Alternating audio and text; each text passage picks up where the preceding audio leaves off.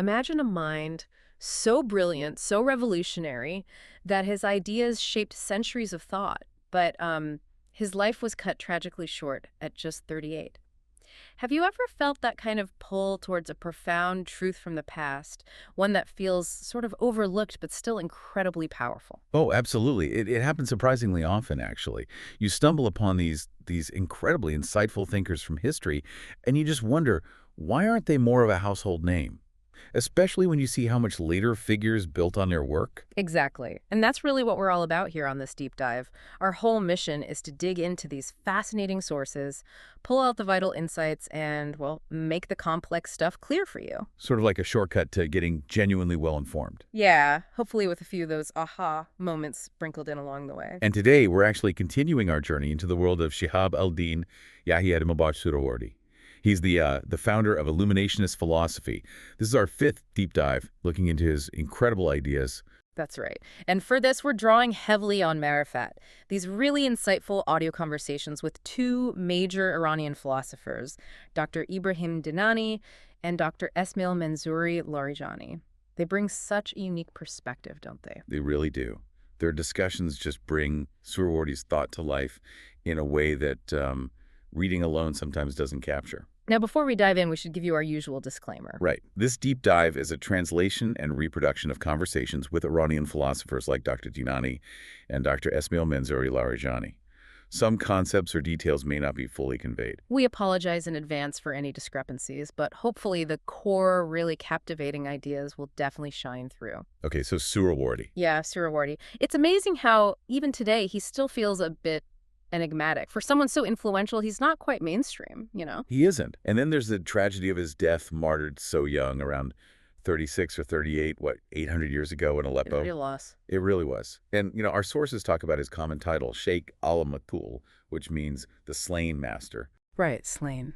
But Dr. Dinani and Dr. Larijani, they make a really strong case for calling him Sheikh al-Shahid, instead the martyr master. Shahid, martyr. Is that just a subtle difference in wording, or does it really change how we should see him? Oh, it changes everything. For them, martyr isn't passive, like slain. It implies an active sacrifice, Yeah. dying for divine wisdom, for truth. It highlights his agency, his unwavering commitment right to the end. So it's not just that he was killed, but that his death itself was a consequence, almost a proof, his commitment to his wisdom. Exactly. It elevates him from just a victim to someone who truly embodied what he taught and was willing to die for it. It totally reframes his legacy, I think. That really adds another layer. And maybe that same radical commitment helps explain another puzzle about him, his main work, Hikmat al-Ishraq, Illuminationist Wisdom. Yeah, the paradox of its influence. How so? Well, you look at other giants like Avicenna or Mulla Sadra later on. Yeah. Their big works became like the standard textbooks, a core curriculum. Right, you had to study them. But Hikmat al-Ishraq, it was hugely influential. People like Mulla Sadra wrote massive commentaries on it. It was quoted everywhere. But the book itself, it rarely became a primary text you'd study from cover to cover in the standard philosophical training. That's fascinating. So it deeply shaped the conversation, but wasn't necessarily the first book put in a student's hands. Exactly. Yeah. Which tells you right away that his whole approach was somehow different, distinctive. Okay, so let's get into that distinctiveness. He deliberately uses the word hikmat, wisdom, instead of the more common falsafa philosophy. What's the big deal there? Why hikmat? That's a great question, and it's absolutely central. So falsafa, as you know, comes from the Greek philosophia lover of wisdom. It implies this ongoing rational search, the journey, maybe never fully arriving, like Socrates perhaps. The pursuit. The pursuit, exactly. Yeah. Now, hikmat, that has really deep roots in the Islamic tradition in the Quran itself. God is al-Hakim, the all-wise. For Suhrawardi, hikmat absolutely includes that rigorous rational investigation. I mean, the man was a master logician. Okay, so logic is definitely part of it. Definitely. But he adds two crucial dimensions on top of that. Two more. What are they? Okay, the first is what he calls ikem. It means firmness, precision, solidity. Firmness, like not just fuzzy ideas. Exactly. True wisdom, true hikmat, isn't just speculation or opinion. It has to be rock solid, free from illusion, backed by really robust arguments. It needs to mirror, in a way, the perfection and the structured nature of God's creation. Wow. So your thinking has to be as precise and reliable as the universe itself, almost. That's demanding. It is, and that leads right into the second dimension, Mm. practical embodiment. Okay. Living it, not just thinking it. You got it. A true Hakim, a genuinely wise person in Suhrawardi's view, doesn't just sit around contemplating abstract ideas. They have to live by their core insights. Their actions, their character, their whole way of being has to reflect that deep understanding. So it's about integrating it completely. Knowing becomes being. Perfectly put. It's about being wise. It connects your thought, your actions, and, this is key for Suhrawardi, your luminous spirituality. It's all one package. That really clarifies why Hikmat was the right word for him. It's so much more holistic than just philosophy might imply. It really is. And this integrated view, it seems to pop up everywhere in his work. Like his idea of the universe as a kitab, a book. Can you unpack that a bit? The universe as a book? Yeah, this is such a fascinating concept. He breaks down the idea of kitab, or book, into stages. You have the external thing, then the mental concept of it, then the spoken word for it, then the written symbol. Okay, the different levels of manifestation. Right, and then he applies that whole structure to the entire cosmos. The universe itself is a grand cosmic kitab. It's a manifestation of God's knowledge, God's speech, God's creation. It's like a book filled with divine wisdom. The entire universe is God's book. That's a huge idea. Containing all knowledge, you said. Containing all knowledge, yes. Yeah. Everything is in there, waiting to be read, understood. So, if the universe is the book, who holds it? Who's the reader? Or the keeper? He uses the term quaim, right? Custodian. Exactly. The quaim, the custodian, the sustainer, the one who upholds it and, crucially, understands its meaning. And here's where it gets incredibly profound for us, for humanity. Okay. Suhrawardi says the quaim is the human being. But more specifically, the human being serves as the fairest, the index, or the table of contents for this entire cosmic book. Hold on. The human being is the index to the universe. That's the idea. So everything that exists out there in the cosmos is somehow summarized or indexed within us. Precisely. All the details scattered throughout creation, the physical world, the spiritual realms, the divine attributes, they're all present in a condensed form within the human being. And that's why we have the potential to understand the universe. Because a blueprint of it is already inside us. You could say that. We can read the book because we are the index. We resonate with it. That's mind-blowing, actually. But you said specifically the human being. Does that mean not just anyone? Right, there's a clarification. He argues it's really the Insan Kamil, the perfect human, like the prophets and imams in the Islamic tradition, who fully embodies this role of quaim, the complete custodian and the perfect index. For Suhrawardi, the truly wise person points to this level of human perfection.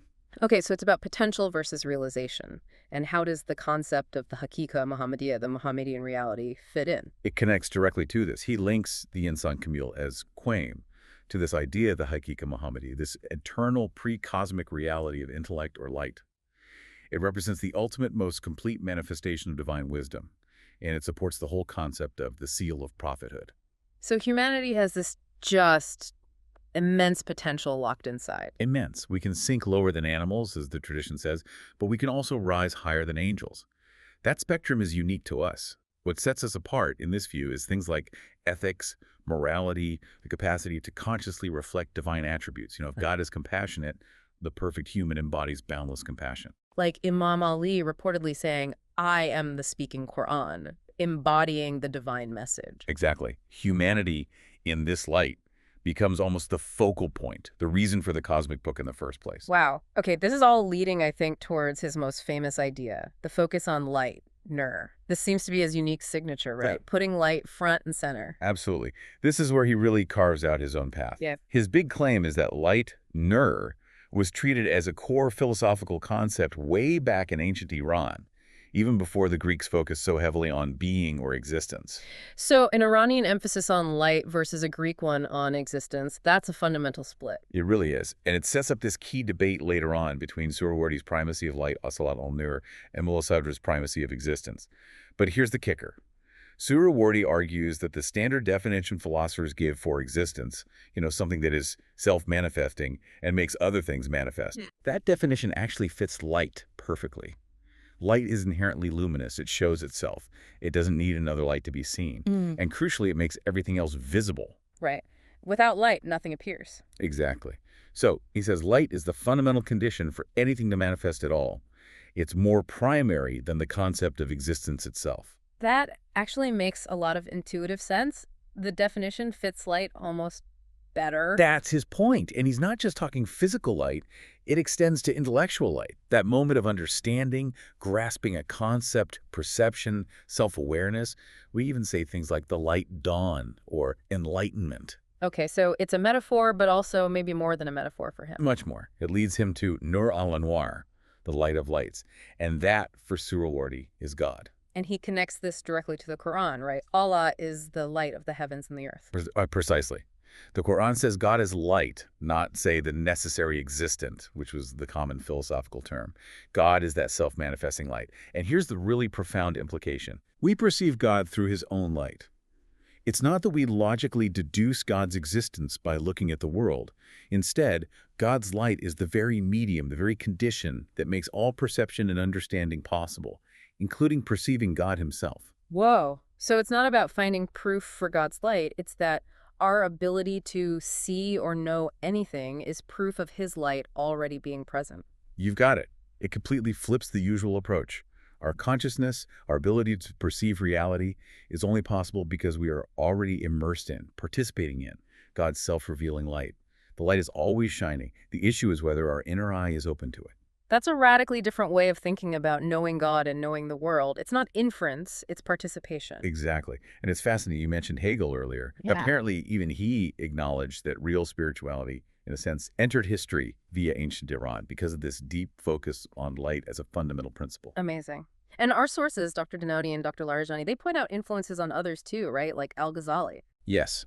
Figures like Abu Barakat al-Baghdadi and al-Ghazali, who also explored that Quranic verse of light really deeply. This idea had resonance. So the ultimate reality is light. God is the light of lights, and all-knowing happens through this light. Okay. If that's the framework, how does someone actually attain this wisdom, this hikmat? Is it just about studying Suhrawardi's books? What's the path? The path. Yeah, that's crucial. Yeah. It's definitely not just studying books, though study's important. First, Suhrawardi grounds Hikmat firmly in the primary Islamic sources, the Quran and the teachings of the al-Bayt, the Prophet's household. Okay, so that's the foundation. But he wasn't closed off, right? You mentioned Greece, ancient Iran. Not at all. He saw wisdom in those traditions, too, Greek philosophy, Zoroastrian insights, but he always interpreted them through his own illuminationist Islamic lens. And importantly, he saw the Sufi mystics as like fellow travelers on a similar path. So he synthesized these different streams, but how did he personally gain his insights? Was it all logic and reading? He's very clear that a huge part of it wasn't just intellectual. It came through direct, intuitive realization. He uses the term doc. Doc. That means tasting, right? Like tasting honey. You know it directly. Exactly like tasting honey. Ah. It's a direct, unmediated experience of truth. Not just thinking about it, but tasting it. And this often came, he suggests, through intense spiritual practice, solitude, engaging in the maqamat, or spiritual stations. Okay, so mystical experience is key. But he was also a master logician, you said. How did those fit together? Reason and intuition? For him, there was absolutely no conflict. They had to go together. Rigorous logical proof, Burin, and this direct intuitive knowing or mystical experience, Doc or Irfan, were two wings of the same bird. You needed both to fly. Wow. Reason and revelation, logic and direct experience, working in tandem, that's a powerful combination. It really is. And it leads to another absolutely essential requirement on his path, tasiyya. Tazkiyah, purification. Purification of the heart and soul, yes. This is non-negotiable for him. In fact, he gives this striking advice.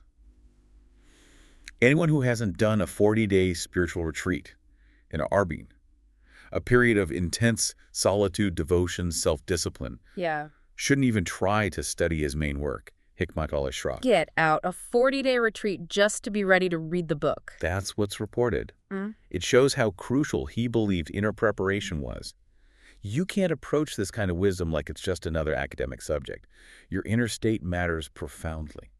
You have to clean the mirror before you can see the reflection clearly. Beautifully put, it echoes the Quranic idea. He purifies them and teaches them the book and the wisdom. Purification comes first. Okay. And there was another distinction you mentioned, dikra over fiqh. Ah, yes. This is subtle but really important. Fikr is our normal mode of thinking, analysis, reflection, intellectual processing. It's valuable, necessary. Yeah. But dhikr is different. It's often translated as remembrance, but it's more like a deep, sustained attention, an inner awareness, a constant mindfulness of God or ultimate reality. It connects you to the meaning behind things, not just the surface logic. So like understanding the spirit of the Quran, not just the words. Exactly. Suhrawardi suggests that someone with deep dhikr will naturally also have sharp fiqh, but you can have a lot of fiqh, be very clever intellectually, without necessarily having much dhikr. And you think our modern world focuses maybe too much on fiqh? Well, it seems that way sometimes, doesn't it? We have incredible technological and intellectual progress, amazing fiqh, but perhaps less emphasis on that deep inner awareness, that dhikr. Suhrawardi would say you need both, integrated, for true hikmat. Fikr and dhikr working together. Yes, and because this wisdom taps into deeper realities, the language used to express it is often symbolic, layered, even cryptic. It's meant for those whose hearts have been purified, whose inner dhikr allows them to perceive the inner meanings, much like the Quran itself. So the text guards its own secrets, in a way, waiting for the prepared reader. You could say that it requires an inner attunement. And, circling back to his martyrdom, Yeah. our sources suggest it was precisely this unified vision, this insistence on combining profound spiritual experience, Doc, with rigorous, uncompromising reason, Burhan, that got him into trouble with the more dogmatic figures of his time. They couldn't handle the synthesis. Because he refused to compartmentalize. He brought it all together. Exactly. He insisted that true wisdom demanded both the heart's intuition and the mind's logic, fully integrated. And for that unwavering commitment to the fullness of Hikmat, he became, as Dr. Dinani and Dr. Lourijani argue, Sheikh al-Shahid, the martyr master. What a story. And speaking of stories, there's that allegory you mentioned from the sources, the one about the ants, Lukat al-Moran. It seems like a perfect illustration of some of these ideas, especially about purpose, doesn't it? Oh, it's a wonderful little allegory. You have these ants described as swift-moving, emerging from their dark nest, maybe symbolizing ignorance or the material world. They encounter dewdrops on a plant. And they start debating where the dew came from, right? Earth or sky? Exactly. So the wise ant among them, called a mutasarrif, which implies transformative, says essentially, let's just wait and see, watch which way it goes, because everything returns to its origin. Simple observation. Simple, yet profound. The sun comes out, warms the dew, and the drops begin to ascend to evaporate upwards. The wise ant then says, see, it's going up, towards the air, so clearly it came from the air. Because everything returns to its origin. That's the principle. And the text explicitly links this to the Quranic verse, light upon light. God guides to his light whom he wills. So the ants, even seen as weak, possess wisdom. Their journey is from darkness to light, ignorance to knowledge. And that mutasarrif ant, it suggests knowledge itself is transformative. I think so, yes. It changes the knower. But notice what they were debating. Not the dew's material composition, but its origin and implicitly its destination, its purpose. Ah, the why and where to. Exactly. And this perfectly highlights Suhrawardi's focus on the final cause, the gayat, the purpose or goal. He considered it the most noble of causes, the one that actually motivates the whole process. The goal pulls everything towards it. Right. And just like the dew returns to its origin, the sky or air, Suhrawardi believed everything in existence is striving, consciously or unconsciously, to return to its ultimate origin, the gayat al-gayat, the goal of goals. Which is God. Which is God. Without contemplating this ultimate purpose, this return, human life misses its deepest meaning. It ties back to that Quranic verse, Kama barakum taudun, as he originated you, so you will return. The end is a return to the beginning. A return to the true beginning, the Asla Yusul, the origin of origins, which is God. That puts our own lives in a very different perspective, doesn't it? Thinking about our ultimate destination, our purpose. It really does. And one more detail from the allegory. The dew ascends because it's pure. The story implies that only the tayyib, the pure, can make that upward journey towards the divine light.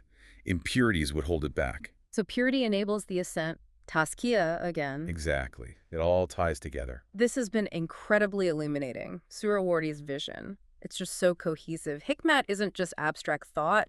It's this deep, direct tasting of truth, Doc. It's infused with divine light, nur from God, the light of lights, and it absolutely demands inner purification, tazkiyah, and then living that truth completely. It's a total framework for knowing and being. And honestly, when you pause and really consider Suhrawardi himself, achieving that level of insight, mastering all those different traditions, that spiritual depth, and all before he was even 40, it's just staggering. It really is hard to wrap your head around that level of accomplishment so young. Maybe.